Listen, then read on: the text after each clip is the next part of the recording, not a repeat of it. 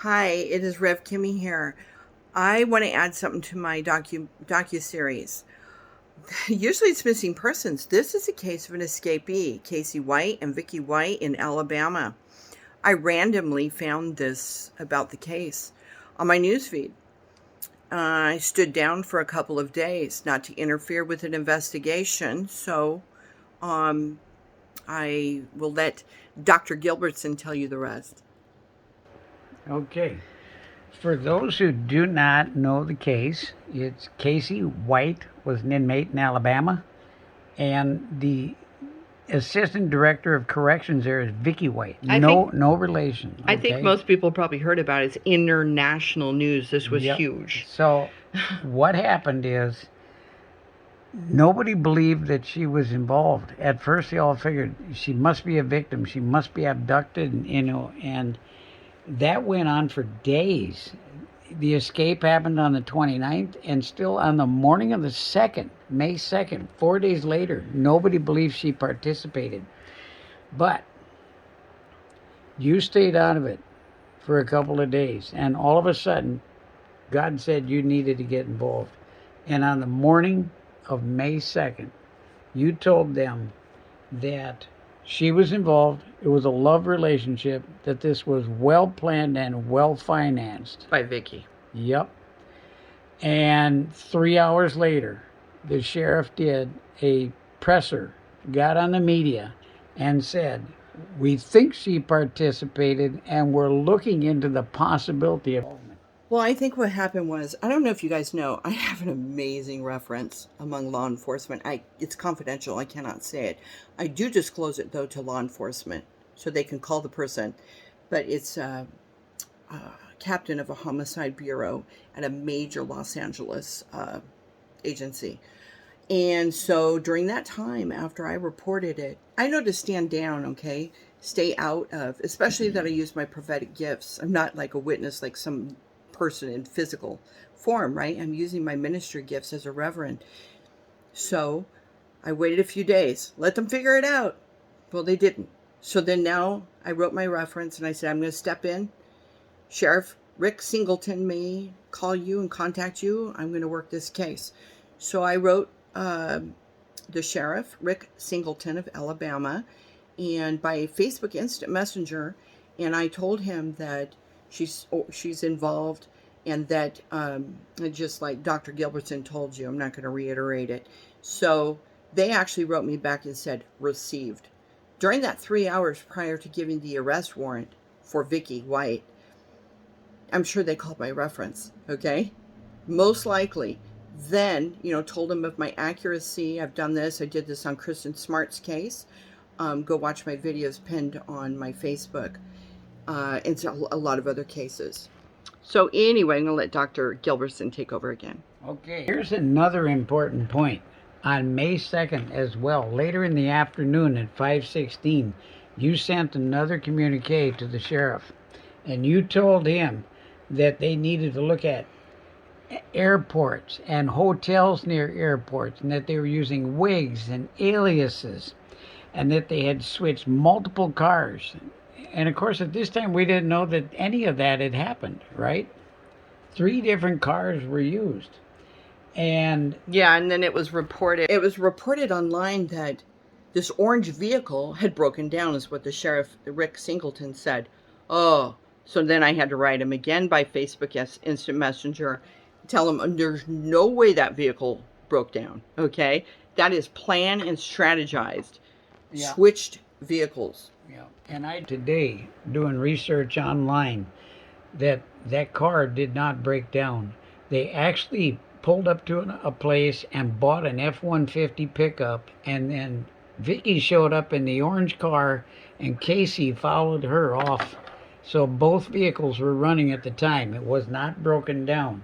Now here's another important fact. On May 4th, then, you reiterated in another message to the sheriff, "Sorry, more info. Check surveillance cameras of all hotels surrounding airports. They are staying in a hotel near an airport prior to flying out." That was their goal. What God showed me, the truth is, guys, God showed me Casey in bed, in a hotel, okay? And with that vision, God also showed me, and I had this knowledge that they just had sex. She's in the shower cleaning up, okay? I say that to the sheriff. I do eventually tell him this information, all right? So, and I know God's given me a knowing that they're staying in a hotel near an airport. Now, May 4th again, 2:48 in the afternoon, you send the sheriff another message. We were walking in a store shopping, and all of a sudden you stopped and you said, I see her pushing him in a wheelchair. And I said, well, you better send that to the sheriff. So I don't know if you guys heard. I mean, Google it if you haven't. Google Casey White in wheelchair. It's plastered all over the media. That came from me. God, really, but from me that I told the sheriff. So it did take them, what, a day or 2 days, so 2 days. to air that, because I told them late at night, or late in the afternoon. So he kicked it around with the DA, because the DA also quoted it later, that they believe that he's in a wheelchair. That is what the Lord showed me. I did not say that he's dressed up as a female or the wig. Well, I'm sure, I didn't add to what God showed me. God showed me he's in a wheelchair. Okay? You sent that message at 2:48 on May 4th, and on May 6th at 9:19, the district attorney comments on the wheelchair during a news presser. You also told that Vicky is intelligent. She staged the orange vehicle, that they selected that on purpose so that it would be seen. And then here again on May 8th, you're still telling him, now you guys must check all surrounding airports. Well, lo and behold, and hotel surveillance cameras. lo and behold, the next day, an Evansville police officer up in Indiana spots the Cadillac at Motel 41, which is 2.2 miles from by road to the front door of the terminal at Evansville Regional Airport. Right there, just like God had shown you. And that's when everything went downhill for him. Okay, now everyone, I did look, some people poo-pooed. Even Nancy Grace mentioned the wheelchair, if you don't know that. I mean, this was big news, the information that God gave. Now, people are like, why would he be in a wheelchair? And that's going to be suspicious and diddle. You guys, what God showed me was their plan was initially to, I think, get on a flight. Okay? In a wheelchair. That's going to disguise a lot of his height. And so it's a good strategy through, I initially thought like Atlanta airport and stuff, because like you'd blend in with a bunch of people, but that was me. That wasn't my giftings. And it made sense later that they would be near a small airport, because a small airport, you're going to get away with, right? You're not going to be suspicious as much. They're going to just put you through. Crowds. I mean, when I just flew from Minnesota, they didn't even check my boarding pass. Yeah. Do you know that? I know they checked yours, but they did not check mine. All they did was check my ID. And all I have to have is fake ID, be in a wheelchair, and I'm through. We saw, when we just flew from Minnesota to LA, we saw somebody in a wheelchair. I'm like, oh, let's watch. What happens? All they do is do like a little scanner of sorts to see if you have, hand wand, see if I guess, what are they looking for, a metal detector, a gun or something? And looked under the that's it. And so the person, all you have to say is, oh, I can't walk, and don't get up, right? So we don't know for sure. We can't get, do an investigation ourselves into, did they have flight tickets, But the thing is, God did show me a shootout, okay? It was their intention for a shootout. I did not say that to the sheriff because I didn't really want to scare him. I'm seeing people shot and stuff like that. But I'm glad I didn't, because it was his intention. It didn't really occur. But Casey White, when he was arrested, he did confirm to these people, told the police it was his intention to have a shootout. He wanted to die that way. The pictures they saw, they had an AR gun and 4 pistols. Yeah. They were armed. Now, in wrapping up here, we'll look at this. The classic check the box story. What God revealed to you regarding this case. That there was love and sex and a serious relationship, that it was well planned and financed right from the get-go, that they used wigs and chains of clothing, that they would use aliases and fake IDs, that there was somewhere in there was orange transportation involved, that they would switch multiple cars. Now, this is all stuff that God revealed before this came out in the media.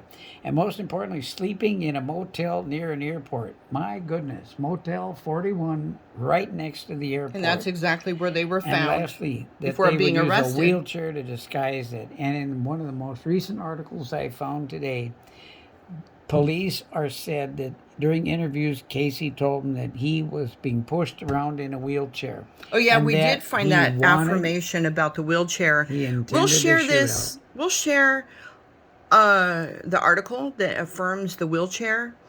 A reporter did report about it. I think what happens is people just flee. Yeah. You know, they're arrested. Okay, let's go on to our next, And I will reporting of a post different all case. the bibliography So we're going to for go you. ahead and post this on the comments. Please, everyone go there and check it out, where you can actually see that he did use the wheelchair. Okay? It's admitted in an article. But I think, like I said, I think reporters move on to another story, right? They just talk about, arrests made and Vicky died and then her funeral was yesterday, and we do feel really bad. I feel bad for the sheriff's department. The sheriff seems like a real sweetheart. Very professional in the DA to take this seriously, and they probably called my reference, and I do give a shout out to that captain of law enforcement who is my reference. God bless him. That they took this seriously. My message is to them enough to put the word out, and I believe because they did take it seriously about the wheelchair, I think that put a wrench in their plan to where they couldn't fly, they couldn't leave the hotel, they were stuck there, they couldn't use this wheelchair plan the way they wanted to.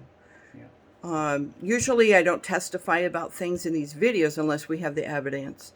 But I am making it clear that that's speculation as to, God showed me the planes, so they had to have had an intention to fly. And I believe that wheelchair was their plan to use. And that got messed up. And kudos to the sheriff for taking this seriously, and the DA. Because it took a village to ruin their plans, and they were caught. And it's sad that Vicky died. And I'm sure the sheriff is sad because he was close to her. And to the employees there, when they found out, they were in shock. They were in absolute shock that she was involved and planned this. And they had counselors come in to help them all with the shock. So I do thank everyone involved for taking my tips seriously. I should say God's. And I would love to steal God's glory. But the thing is, how in the world would I know this? I'm not a psychic. I'm not a medium. I am a Christian ordained reverend who used my ministry gifts, just as I did on other cases. Please go to my pinned cases, other video testimonies on other cases.